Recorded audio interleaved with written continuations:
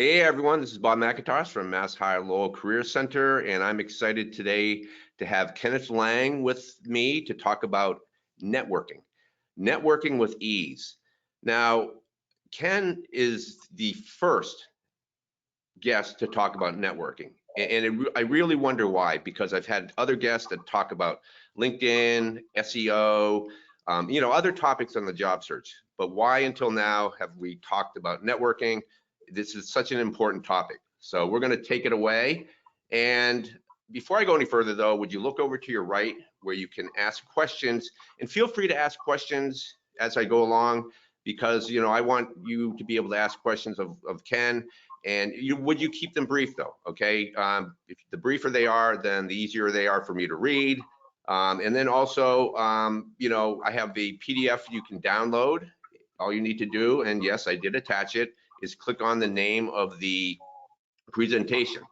So would you raise your hand if you can hear and see me? All right, thank you, Amy, Andy. Okay, Crystal, Cynthia, Danielle, Elizabeth, Fred, how are you? Gail, Gus, James. Yeah, if I don't call off your name, it doesn't mean you're not here. There are just so many people on this call today. So excellent. Great to have you with us. And so this is a little bit about Ken. And as you know, I don't read the guest speaker's bio. I'll let you do that. But I did highlight some words like linked introvert. I've never seen that term before, but that's how Ken describes himself. And I found it unusual that he loves the Red Sox and the New York Giants. He says he's been a Red Sox fan his whole life. His favorite player is who, Ken? Carly Yastrzemski, Yaz. And actually, Yes. back in the day, I bought Yaz bread, which was out from the Arnold Bakeries. So yeah, that probably dates me a bit, but I love my socks, my Red Sox. Excellent, excellent. Well, I want to raise of hands of how many of you are also Sox fans. How about you, Ann? Are you a Sox fan? She's not raising her hand. Okay. Now, Ken and I met on LinkedIn. Ken, do you have any idea when we met? This is sort of a quiz to give everyone. My gut feeling is it's probably following up on one of the posts that you did or one of the articles that you did. I might probably commented on it. That's my guess, honestly. We've stayed in touch for a long, long time through it. Oh, absolutely, absolutely. I'll tell you that we met on October 27th, 2020.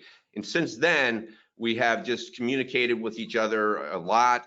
It's been a real pleasure seeing you on LinkedIn. And really, we've been networking. We've been networking on LinkedIn.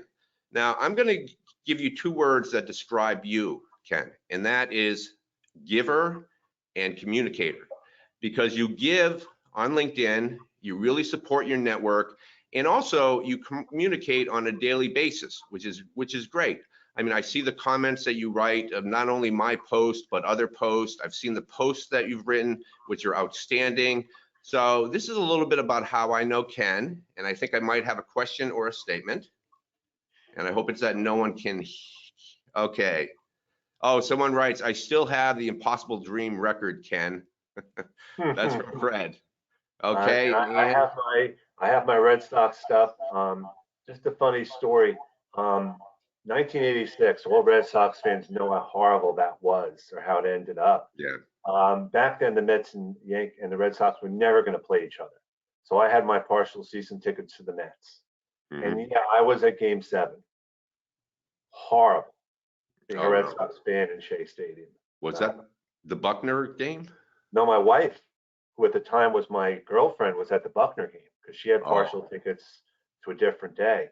Right. So, so it's just, I feel that pain from the past, but things are much different now. So just a little bit, just to show you how far back I go back with the Sox. I feel that if we were to meet each other at, say, a networking event in person, via Zoom or whatever, I think that we would hit it off because we have some things in common. But how do we know what we have in common? This is something that people always, strive to really come to, is the commonalities they have with each other. And what do you think it is? Do you think it's simply asking questions? I think it's a combination of things. As you go out and you meet people, whether it's through work or volunteering or your kids' different activities. You meet people on a call like this. Everyone on this call, you should be networking with each other afterwards and connecting. You know, for me as an introvert, one of the hardest things for me to do was actually go to a networking event and give that elevator pitch, which I'd be freaking out about or thinking about what I was going to say. And the ironic thing about it is that one of the people, when I used to go to events, the speakers that I used to go listen to are now friends of mine because we've just developed relationships. And the good thing about the pandemic, if there is a good thing from an introvert standpoint, is there are no in-person networking events. So I could do a lot of my posting online. I could hide behind that. And being an introvert is not a bad thing or a good thing. It is. It is what it is. I'm an introvert. Right. And I would hazard to guess that half the people in the audience are introverts. Raise your hand if you feel or know you're an introvert. Oh yeah, hands are shooting up. Yeah, absolutely. Yep. Yeah, and true to form, well, maybe not half, but I do see a lot of hands raised. So yeah, you know, according to the Myers-Briggs organization, that half of US citizens are introverts. I actually think the last figure I saw was 51% introvert, you know, 49 extrovert. But in any case, let's go forward. And we'll start with a poll. And this is a poll that I would like everyone to participate in. Let's try to get 100%. And it's simply, how do you feel about networking? And I'm going to launch the poll. Okay, so I've launched the poll.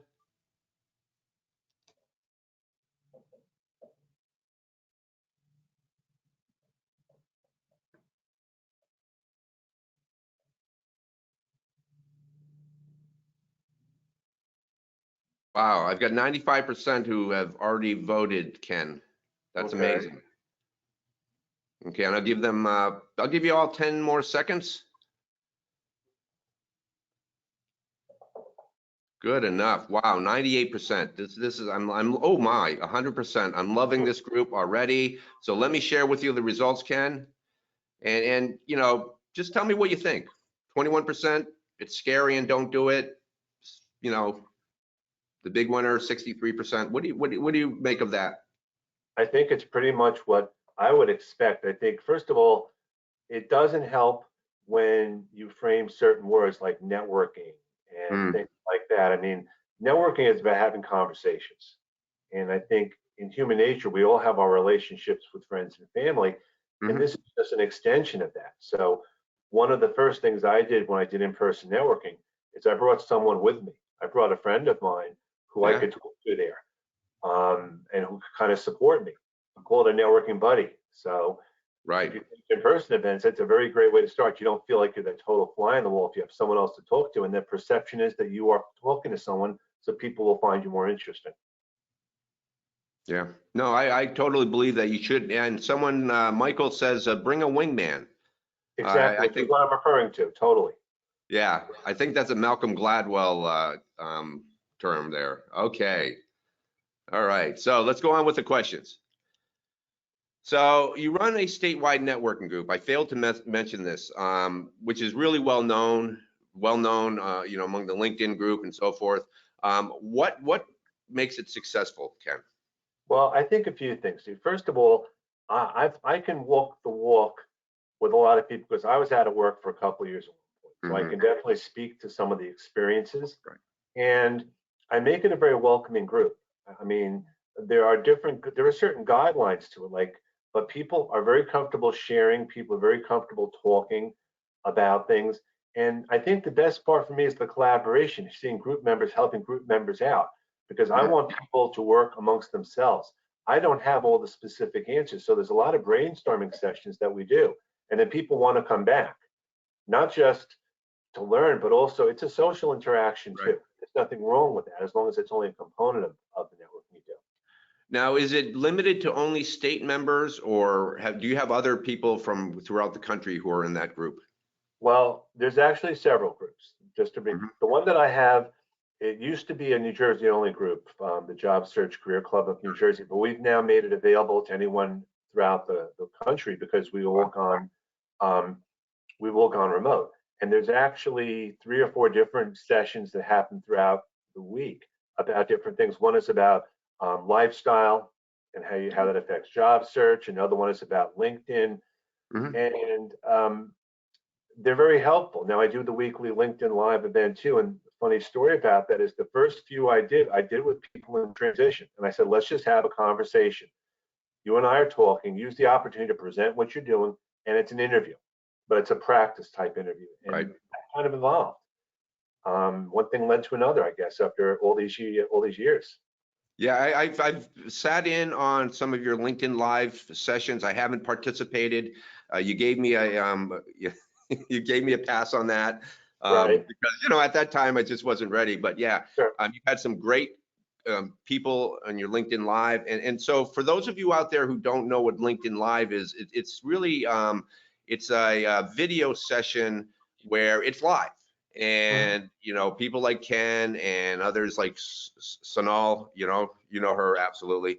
Right. They talk, they interview people. It's really a hot thing. A raise of hands of how many of you have seen a LinkedIn Live session. Okay, not seeing. Okay, Elias, yep, absolutely, I believe that. Yep. Sadly, only one person raised their hand. But okay, so back to your group now. It's a structured group, correct? You just don't have people on it who are Well, talking. no. The one that we do on Tuesdays, we have a specific topic in mind, and Okay. we've had different people. Sometimes it's a conversation related to job search. I had an employment attorney on one time to talk about practices. Oh, wow. But we know the topics in advance. The groups that I do on Mondays is a free form, and what we do is we take turns going through people's LinkedIn profiles and we brainstorm. But it's not me doing I'm the one that's like listening because I want them to kind of troubleshoot. I want them to kind of figure it out. And a funny story was one of the people joined my call and he'd send me a connection request. Now here's a person with 4 connections, and Mhm. I had no idea who he was. Would never have connected with him. And then we went back and he sent me a connection request 2 weeks ago. He didn't have a complete profile, and I didn't know who he was, but we started talking and Mhm. we built his profile and I accepted the connection request. I said, this is what it's about. If you just send me a request without telling me why you want to connect, it puts me pretty much Sure. at a disadvantage. Yeah. Okay. Let's go on to the second question. Sure. And that is, so networking went online during the pandemic, and you said earlier that might have been a good thing. So how has it changed networking, do you think? Well, it's giving you the opportunity to network with many more people you might Mm, not have normally had a chance to. It used to be here's an event at a place of worship or at an office or something. Um, it also gives you the ability to really prioritize your day because you can network all throughout the day. And that was one of the caveats I had during the pandemic. I said you have to allow yourself some downtime. You're going to yeah. be on calls or networking 24/7. It doesn't work that way. Right. And it can be very overwhelming. I mean, I think calls like this are great. What I say, and this is true in general, it's not just the call, but what are you going to do after our call? What are you going to do to take as a plan of attack or as Sure. a next step? Because it's great to do it, but then you need to do it. And it's never been easier, actually. So has it changed for the better? Um, I'm going to say for a while it did. Yeah. Um, I'm at the point now where I want to go back to in person and Right. So want to do a it got combination. old, right? It got old after a Yeah, while. and places that try to do it as a hybrid, which is a combination of in person and online, that doesn't work. It's not the same thing. It has to be an either or. Yeah. I love doing the networking like this, but I look forward to all the times we get together, a bunch of us, and it's not the way it used to be. It's not going to be 60 or 70 people anymore. You The don't think minute so? you get 10 well, I don't think so for a while. Again, different parts of the country. But even if you get an event, start out with 10 to 20 people, and it's also because a lot of people who are networking now, and this is the thing I wanted to ask you about. This happened in Massachusetts. People are just so networked out. they've gone to so many events and so many things that's like, why do I want to show up again? You know, I don't know if you noticed that with all the sessions you have there. We have that in New Jersey. People are networked out and they just don't want to come. Well, I noticed that with a job club I run here, and so let's differentiate the job club from the networking group. I have a feeling that what you described is similar to what I do with my job club, which is, you know, more structured than Yes. networking groups have been in the past. Hmm. And, you know, I feel that we do want to get back in person. We do want, as a smallish group, maybe 10 or 15 people, we do want to get back in person in the same room and so forth. But there have been some benefits to the having the job club online, and I'm sure your networking group as well, in that, you know, one, you don't have to travel to it, Hmm. pay for parking and so forth. And like you said, you can network with many people across the state. So I'm still up in the air about this, whether it has Hmm. changed for the good or the bad. You though, you're ready. You're just crawling out of your skin, ready to get back in person, right? Yeah, one thing we talked about amongst ourselves is people are tired of hearing the same old presentations, because how many times can you hear the same old? And that's no disrespect to me, but I Hmm. can only talk about LinkedIn so many times. And Right. then we want to have relationships. So a lot of the events that we go to in person, it's just about talking about relationship building and not so much about the specifics. People just, in some cases, don't even know how to network. I mean, do you shake someone's hand now? Do you how do you feel still about having food out there and touching things? Maybe not as much as it was before, but there True. have to be new rules of networking. I miss the handshake though. I Me think, you know, too. in my mind, the handshake is a way that you could really gauge a person's personality. But yeah, and I don't know. I don't know if it's ever going to go back to the way it was. All right. So it's been said, and I really believe that networking is the, you know, the most successful way of finding a job, but most job seekers don't use it as their primary means for looking for work. What do you think of this? I tend to agree, but I think one of the reasons is most people don't understand what networking actually is. Hmm. I think they're thrown off a little bit by the word. And it's almost like, if you look at the analogy, when you're looking, you know someone who can get you a good deal on a car, or someone Right. can get you tickets at the last minute, or someone who can make that connection for you. That's no different. Networking is no different than that. Someone, except that it's more out in the open and it's structured. You wouldn't think twice about doing something like that for something else. It's Yeah. very overwhelming, but it's easy to do once you have a mindset as to how to do it. Well, I mean, that brings the question then, I mean, what's the best way to network? All right, I'll start with a very simple one. If you're going Mm, to send a connection request to someone, personalize the connection request and be very specific on LinkedIn. on Yep. LinkedIn, or even with an email or something else. Be very specific. And one thing that doesn't happen as much now is very few people are picking up the phone anymore. You'd be surprised. We've hid behind the emails, we've hid behind LinkedIn. Hmm. The fact, if you pick up the phone, you're going to set yourself apart in some ways, because very few people are doing that now. Right. Yeah, no, I hear what you're saying. I was with you know, an acquaintance the other day who said that, you know, he's a phone person. He doesn't even use his phone to send texts. He would rather talk. Hmm. And, you know, sure enough, he's a salesperson, but nonetheless, yeah, that will really will separate you from the rest if you had that ability to communicate via phone, in person, and so on. So someone writes, and if I may, virtual allows you to cast a wide net and provide the time to do it. The sidebars will come after connecting and building the relationships. I like that. I like that. Yeah, That's I a, agree. yeah. This is not, networking is not a quick fix, and it's not Mhm. something you should do just when you're looking for a job. It's a process, and you cultivate your network over time. I mean, as a best practice, every 3 months or so, I reach out to all my connections that I want to, just to check in. Now, Mhm. not the thousands and thousands, but just the ones that I want to stay in touch with. As part of my, and I'm not looking for a job, but I'm still networking. I network all the time. Yeah. Well, I mean, yeah, so back to that, the person who made the comment about, you know, you can have that sidebar of direct communication.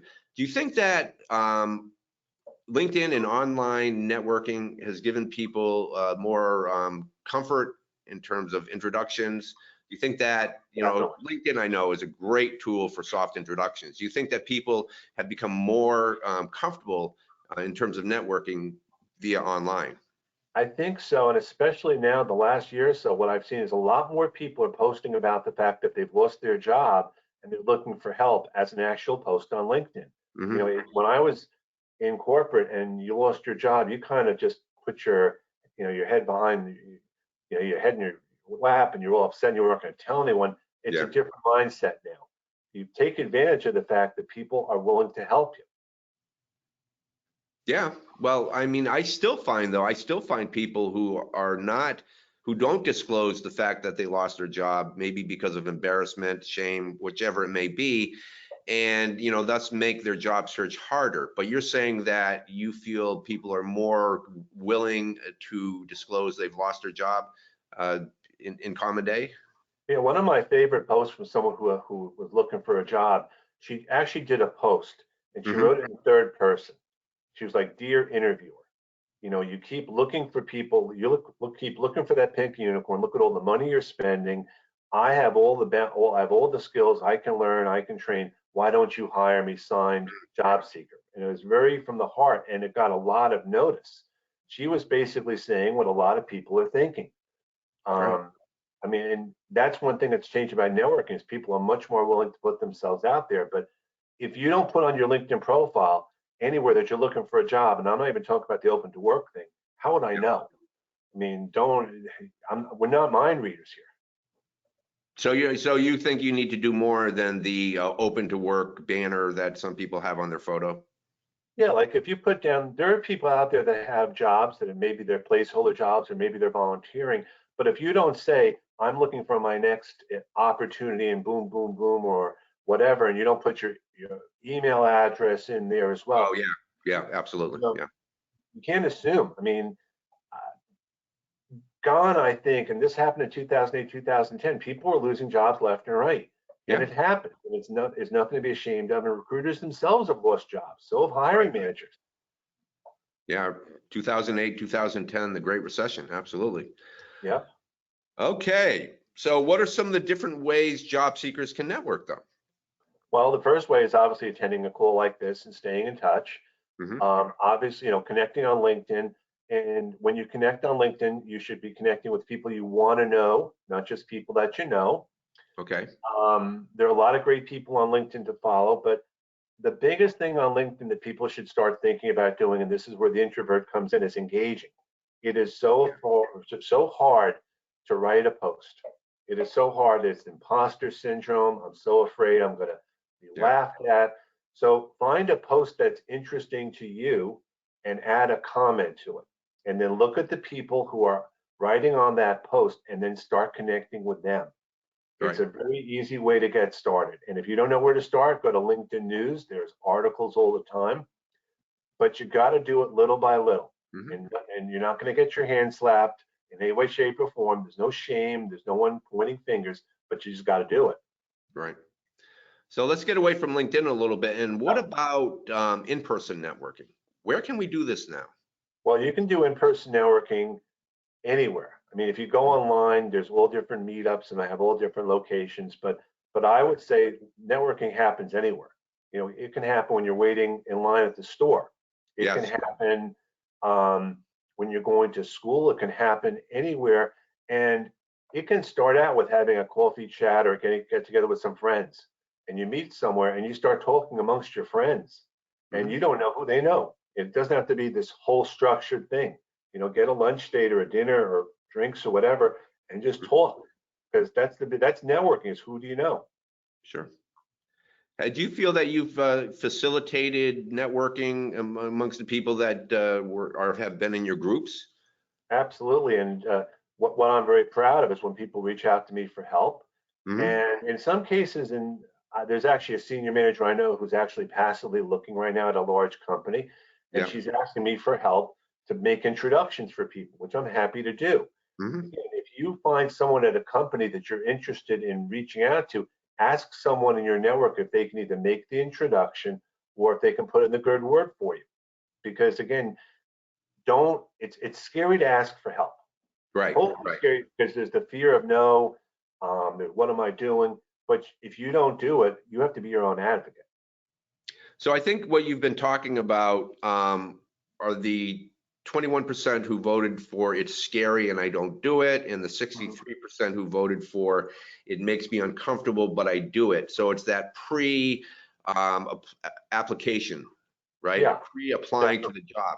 What yeah. about after you've applied for a position? What do you do then? You just sit and wait for the employer to Well, if at all possible, when you apply for a position, assuming it's not online, find out what the time frame is for getting a response back. When should I expect to hear a response, and then follow up within that time frame. Right. If you're applying online, look up the company, see if you can find someone with the company to follow up with. Because again, when you apply online, you're going through those tracking systems. You don't know who you're up against, and it's all based on a formula. And you got to do it multiple ways. But even when you apply for a job, do not stop applying. Even if you get a second or third interview, it's an ongoing process because you just don't know when something's going to happen. There's that whole discussion about ghosting and all that, and that's what this kind of relates to. I mean, right. say what you want to, but you never stop networking. And be aware you're going to have good days and bad days. That's normal. And just, that's why you need to have others in your corner, like myself, Bob, and others. So one of the tips to networking is to not give up, right? To learn to handle give up. rejection, because that kind of finds sounds difficult for me to do. Well, here's the thing. You can't have excuses. It can't be, well, it's the summer and people are on vacation. It can't be, it's a Friday. It's human nature to feel rejected, and why do I have to keep on? But if you allow yourself some time to kind of decompress, job search does not have to be a 9 to 5 Monday to Friday job. It can be, you can do it sometimes in 25 to 30 hours just as beneficial as another way. But you want to allow yourself have a balance, because I think too many people I work with, they're defining the job as who they are. And that's not the case. You don't lose your skills when you lose a job, and you're not going to automatically gain new skills when you get a new job either. You have to sell yourself. If I could say nothing else, a job seeker is a salesman, no different than a regular salesman. So what about this whole idea of the casual connection or the casual networker, where you might not even know the person, or you know the person as an acquaintance, and all of a sudden, this person presents an opportunity because maybe they heard, through a party, or they read, we don't have newspapers anymore, but they heard of the opportunities and they present it to you. Do you run across that very often? One of my friends right now is actually looking for a job also, and he's asking me for contacts at a large company, which I have contacts there, but they're not going to be super beneficial to him. Sure. So I gave him some suggestions on who to reach at the company and what to do. And I think a lot of people don't even know how to ask for the help sometimes. Yeah, and I right. think even before you do the networking, ask yourself, what do you want from me? What do you want from this other person? And it's not as concrete as saying, I want a job. Everyone wants a job. Everyone wants to make it. That's the wrong way to approach it. Absolutely. I agree. I mean, right. If you want an introduction, I'm going to make sure that the person you're asking me to introduce, I'm going to make sure it's okay with the two of you and all that. But there's a trust on my side. I want to make sure that if you're reaching out to me, that because my neck is on the line and my name is on the line, I don't want it to come across the wrong way. But again, that's just due diligence. I would have no problem doing it for anyone as long as I know a little bit about both of you, and there's no monetary gain for me, which I think is understanding too. I do this because I hadn't had it done for me for a while. I know how frustrating it is. For sure. Yeah, that goes back to my first word as a giver. Yeah, absolutely. Because we all give more because we feel it's the right thing to do. So, do you think it's human nature to want to give and see people to succeed? I absolutely do. I think most people want to help, but they just don't know how. And that includes people, if you're in transition, there's still things you can do. And I think it's human nature to feel like insecure about things or not comfortable. So again, that's just it's life's a journey, and I'm not going to try to play too much Dr. Phil here or anything like that. But Sure. the more people you have in your corner, the better. Whether it's people on from Massachusetts or a LinkedIn event or Brenda Miller or someone like that, there are so many people out there that just want to help, but they don't know how, and they don't know who to help. Sure. All right. So we have this fifth question is, what mistakes do you see job seekers making when they network? First of all, they're not very specific on what they want help with, Okay. which is a big thing. I mean, if I'm looking for a contact in a certain industry and I'm talking to someone who's not in that industry, then I have to phrase the conversation differently. You know, I think most people rely too much on an elevator pitch. Yeah, right. Stop. I mean, elevator pitches are great back in the day when we were at networking events. We actually used elevators, but it's more about having a conversation, just being willing to Sure, chat. sure. And then above all, listen. Listen. Don't just feel like you have to reply. Think about what's being said to you, because very few, you know how it is. You're at an event, you want to say the next thing, next thing, next thing before you forget about it. Well, not, go against that. I mean, those are some of the common mistakes that I see. So number one is they're not very clear on how to tell people what they need, and then Need and number what they two, do. Need and what they do. Think if you're going to look at an elevator pitch, let's assume you're talking to a fourth grader or a fifth grader about what Sure. you do. You would say it a lot differently than an IT person to an IT person. Right. Who know the jargon. So dumb it down, because people want to help. And if you talk about that you're a problem solver, if you talk about that you manage different numbers of teams or that sort of stuff, that's relatable. So I get that, but for an interview though, you need to be very For technical. an interview, yes, but I'm talking about an in-person networking event is one thing. If you're going to be on an interview, you want to look up in advance the company. You want to have some real questions to ask. You want to make it a conversation, but I look at it and say you are interviewing the company too, as much as anything else. You want to make sure it's a good place to work at, and you never want to sound desperate. Don't come across as desperate, but think about it. Make sure the last question, one of the last questions should be, is how can I follow up? When can I follow up? Good point. Good point. I like that point about dumbing down the elevator pitch, if we're going to call it that, and make it more of a conversation while networking. Absolutely. I like that. I like that. So we've also talked about how some people don't ask for help when they have the right to, when they should, and I wonder why. I wonder why it's hard for people to ask for help.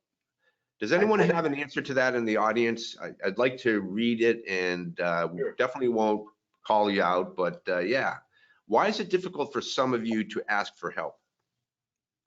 Because like in a traditional networking setting where there will be the needs and leads session, and that's where I find that not enough people are expressing their needs to get the leads. Do you know someone in company XYZ and so forth? So let's see, someone's writing pride, embarrassment, being embarrassed, pride, two people. People don't like feeling vulnerable and exposed, feeling judged. Ooh, yeah.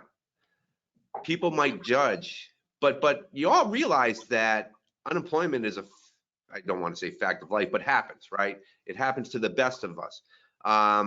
Looks weak and unsure, not confident. Maybe you don't feel you could return the help, feeling obligated. Oh, but here's the thing though, is that you can reciprocate in different ways, right, Ken? Absolutely. I mean, I think these are all common, normal feelings, for sure. And there is, no one way to get around saying it, except that you have to put your pride on the line, and you don't know what the other person is feeling. You don't exactly know what they're going through. You can give back in different ways. It doesn't have to be monetary. It can be, through volunteering and just kind of being an extra set of ears. Right.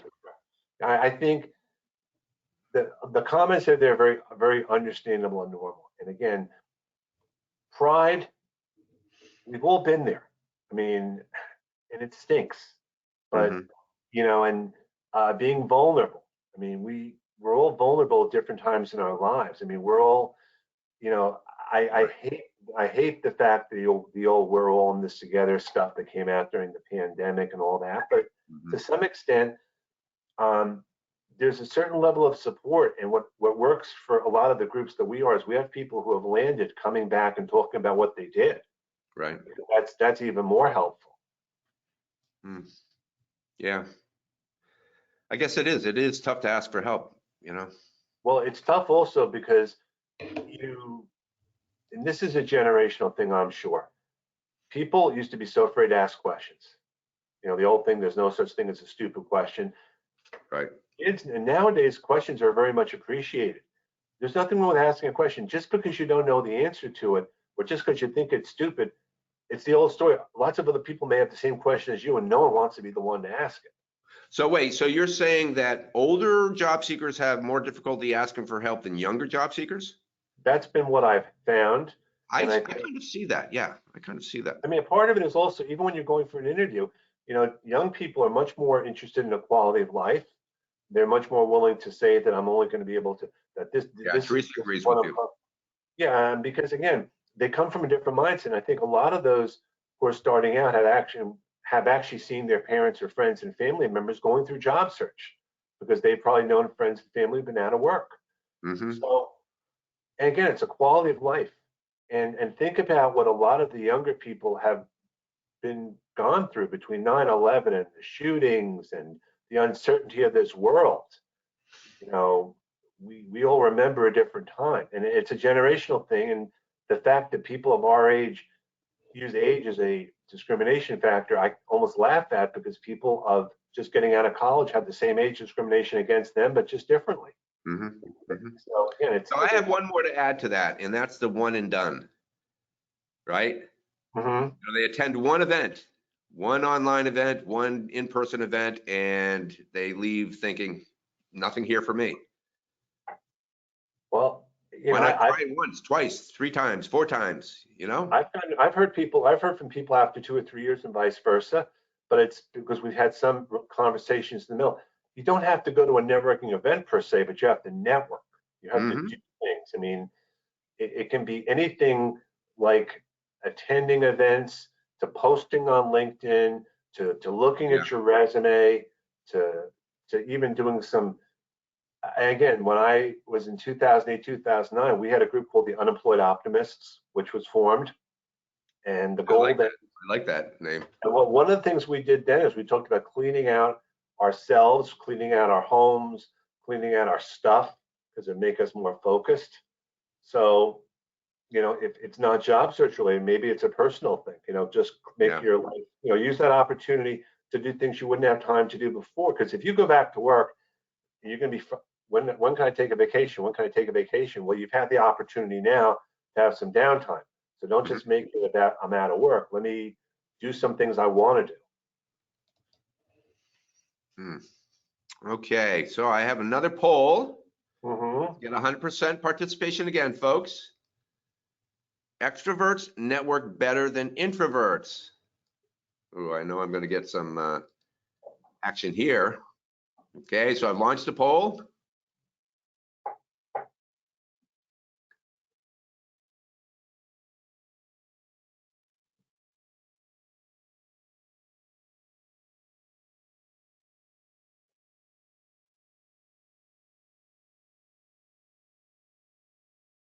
All right, so a little slower than the last poll, but I do have a good amount of people who voted. I'll give you 10 more seconds, folks. Oh, wow, it's jumped up now. Hmm. Woke them up. All right. So I've been getting some great comments, most of which I've read to you. So Mm-hmm. let me share with you the results, and what do you have to say about this, Ken? Um, they network differently is extremely the case. Yeah, yeah. We both know someone who's an extrovert. You know Lauren Greif, right?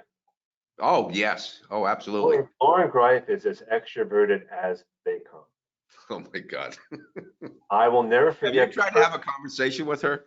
I It's like, have, which is I what's love, funny I mean, about it. she's so, intelligent and so forth.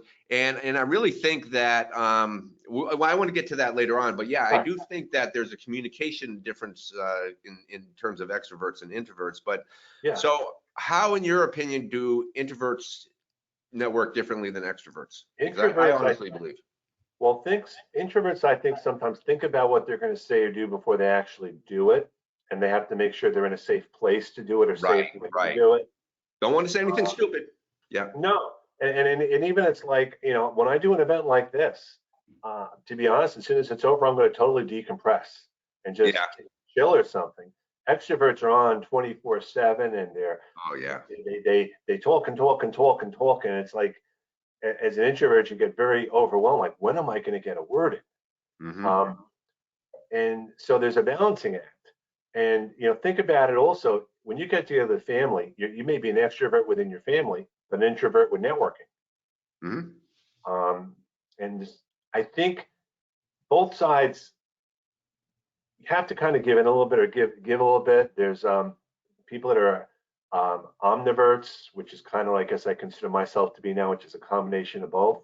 Right. But this is not a right or wrong. Extroverts, they're the ones that are going to do multitasking three or four things at one time while talking, and they can handle it. Me, I'll get dizzy if I watch them, and I'll be like, Right. "You've got to be kidding." But some of the best people on LinkedIn are introverts. I mean, not best, but the ones you Mhm. would think are extroverts, they're actually introverts. Yeah. What about, in terms of size, in terms of, size of groups? Who does better in the larger groups, in your opinion? Well, I think if you're going in person, I think extroverts definitely Hmm. handle much better. My experience is when you're online, introverts probably have a little bit of the edge because um, they don't feel as much in competition. But I think I call myself an introvert in large part because it helps me when I talk to other people about Right. things. And I will never be an extrovert no matter how hard I try. But the main thing is find people. If everyone here is an introvert on this call, you all have the same things going on, the same issues and challenges.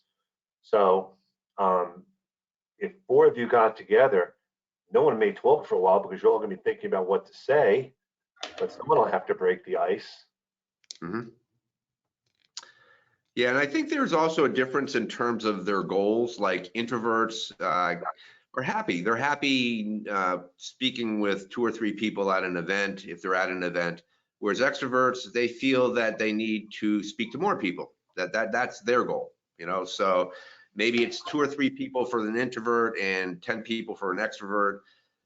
But okay, so if large groups, aren't as comforting to introverts, then what type of groups can they join instead? Who Well, can they meet with?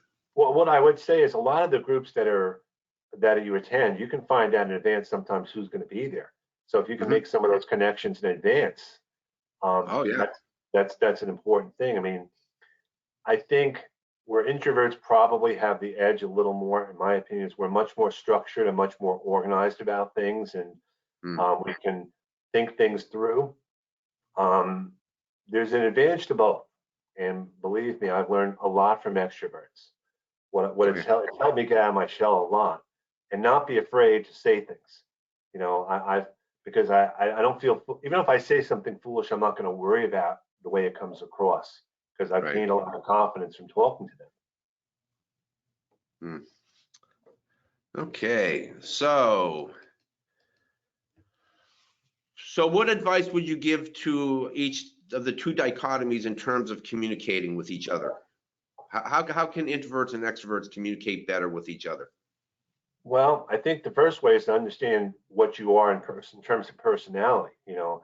When I talk to an extrovert the first time, um, I can tell right off the bat, but I'll say very nicely, "Excuse me, can you repeat yourself, or just can you give me a second to kind of respond, Yep. uh, to be thoughtful?" Because extroverts, I believe extroverts don't know how they're coming across sometimes to other introverts because they're just so used to communicating with other extroverts. And same with introverts. It's about finding common ground. You're having a conversation for the same reason, to network. You're having the conversation as a follow-up. So that becomes the common ground. And how you communicate it is something, it'll evolve over time. You definitely want to be around extroverts a little bit because it's going to get you out of your comfort zone. And sometimes it's the best thing that you can have happen to you. Now, someone wrote in the question box that extroverts tend to talk over introverts, or rather they monopolize the time, the talking. Yep, they do. That's why you have to try to, if you can't get a word in during the call or during the conversation, right? You can always follow up, with a conversation note or something. If it's someone you really want to know, then, just very delicately and gently say nicely to them, I wish I had more time to get my thoughts across, or wish I had more time to chat. Don't be, because I believe most extroverts do not realize how they're coming across to an introvert. I come from an extroverted family. It is very hard for me to get a word in edgewise at times. So what I've learned to do is just kind of pick my spots. Right. Like the boxer, you pick. Otherwise, you feel that you need to maybe shout in order to be heard. Yeah, I'm not going to be able to shout someone down, but I'll wait. Maybe I'll just throw in a jab or a comment or something, and then it stops the conversation, and then you have an opportunity. But it's all about, you don't know as an introvert when that time is going to come. So the first couple of times it can be very overwhelming. And I think acknowledging that difference is the first step. Sure. I mean, you and I are talking now. We're both introverts. Yeah. But if we had an extrovert come in here, we might both be like, "Oh my God! I mean, how are we gonna talk?" I get it. Well, I would have the advantage because I have the mute button.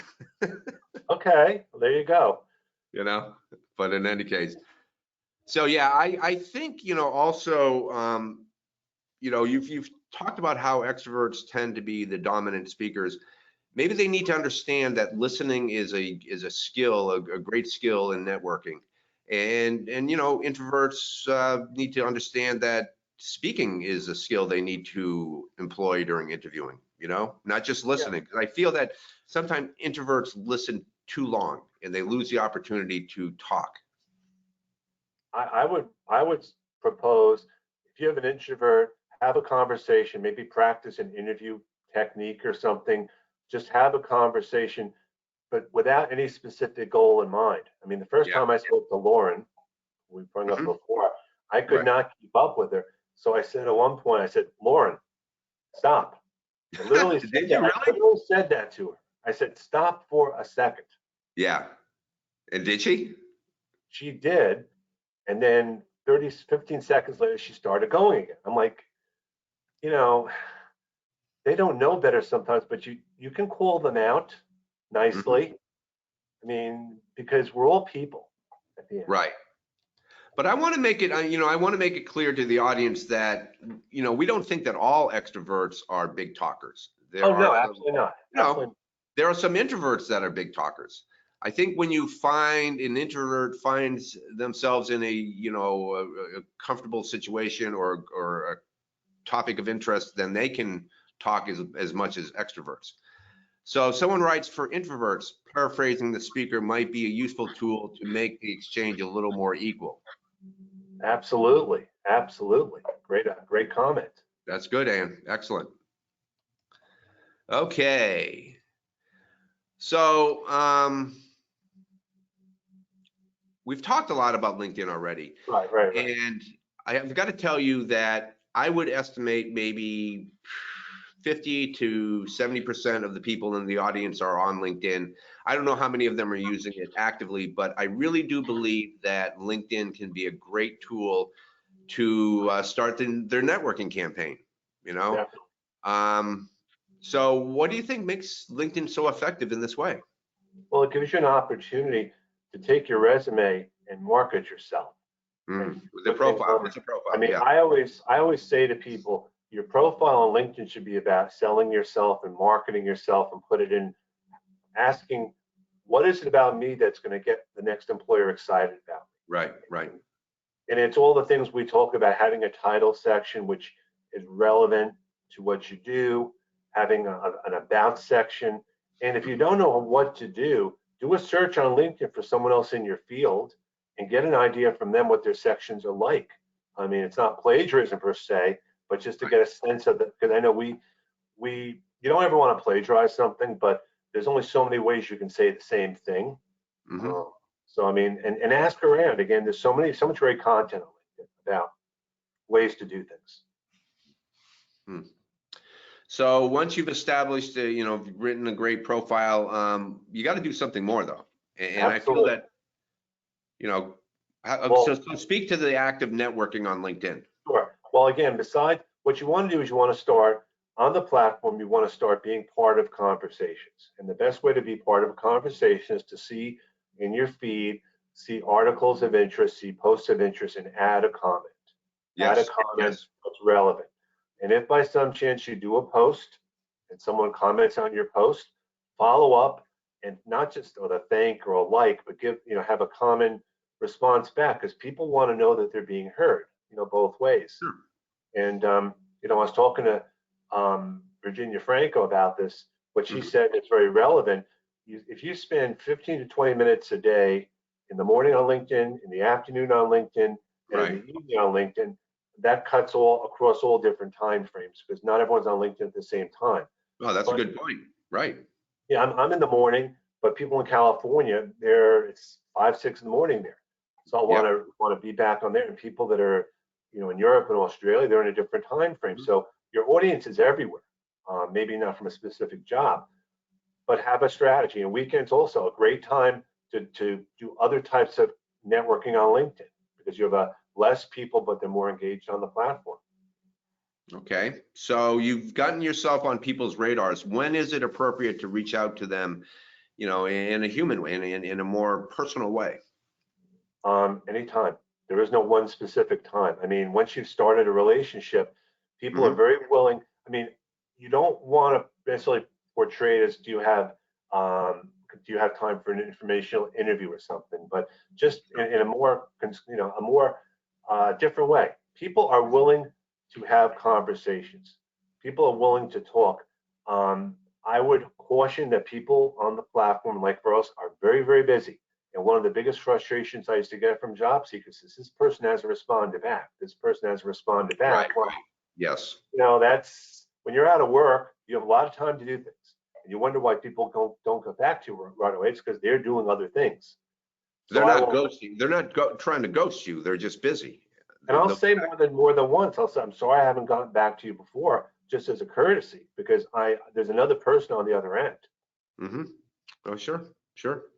I mean, I think that, one of the times that I like to talk most is when I'm walking. Mm-hmm. And so I've talked with my LinkedIn connections while I've been on my morning walk. And I find that it's a great way to get to know people.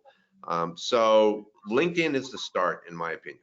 It's only a start. It's building relationships. Mm-hmm. I mean, and you will not get a job specifically from LinkedIn, but you may get closer to a job from there. I think that's a mistake a lot of job seekers make.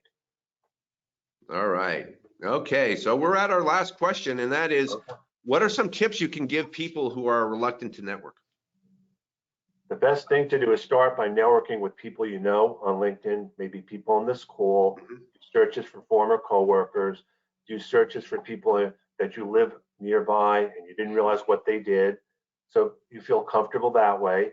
Right. That's the best place. And then start engaging. I was talking to Bob before. I have a saying, jump in the water is fine. When you go to the beach and it's cold, what do? You dip your toe in the water first, and then maybe you put your feet in, and then maybe eventually you take the plunge. So look at networking that way. You start slow, so you get comfortable with that thing, then you do the next thing, then you do the next thing. And it's not all going to work, and it's not all going to work the same way, but you'll get more comfortable with it. Yeah. I mean, back to that first poll where the majority of the people say that, they feel uncomfortable, they do it reluctantly.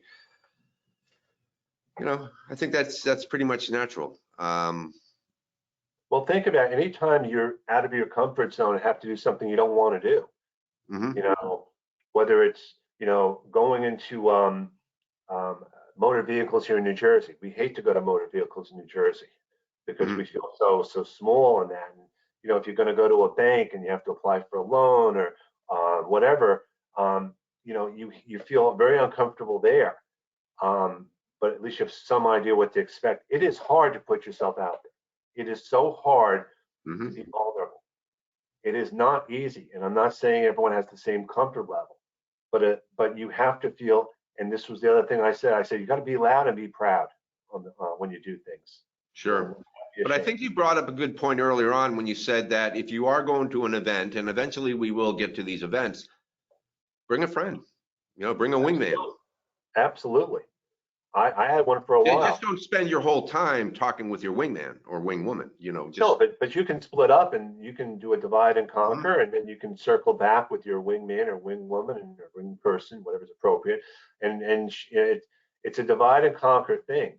mhm. But you will feel better, and then you can, again, and it may take months to do it. It's not going to happen right away, and everyone is different. Sure, sure. Um, Definitely. And Ann says that I think it's getting used to the idea that there are different methods that can be employed and not, no single method is the magic bullet. Right. Well, like you don't like the days of business cards have gone away. I mean, how many times when you used to go to networking events where you shoved the cards and here's the 30 or 40 or 50 cards I have Right, here. I don't right. even remember who said what. I mean, if you go to a networking event in person, connect with people using the LinkedIn QR code, which is a really cool thing to do. Yeah. I don't know if you talk about that or not, but above all, when you go to an event, it's okay to find one or two people that you want to connect with. You don't have to get them all. No, You know, no. it's a quality versus quantity thing, and it's Yeah. not. And if it didn't work out, try again. Maybe you went to the wrong event. Maybe it was the wrong day. You know, you're playing the long game here. All right. So we are up against the hour and I've really enjoyed our conversation. Yes. Are there any quick questions from the audience? And I'm open to connecting with everyone here. Just make sure you put a note that we met virtually here just to help me out. But I'm Mhm. happy to do whatever I can to support you, Bob, and your group. Thank you. Thank you. So what Ken has said is that if you want to connect with him on LinkedIn, he goes by Kenneth Lang, and just type in Kenneth Lang. He will be the first one to appear. And if you want to connect with him, then just make sure you provide a personalized note saying And how I'll you say know this him. right off the bat. I'm on follow, first of all. So if you see it, which is Oh, you're you on got to follow. create a Okay. mode. So Yes. you have Follow to him select the first. three dots next to it to connect. I mean, you can follow me. That's the Yeah. downside of creator mode. And again, not as many people do it. One of the reasons I do this because I've gotten so many connection requests from people I just don't know. Mm-hmm. But just select the three dots and connect. And if you do it on your phone, which you might, I'm not going to get the personalized connection request. I mean, you Unless can't. they go to your full profile, but yeah. So Right, that's but that's a big generous of you. mistake people make. I mean, I've been pushing LinkedIn for a long time. Can you tell me where the connection request is coming from, mobile or desktop? It would make my life easier to do that. Okay. Excellent. Very good. Yep. Well, I want to thank the audience for Thank everyone you. who attended. We got close to 100% attendance. Excellent. Cool.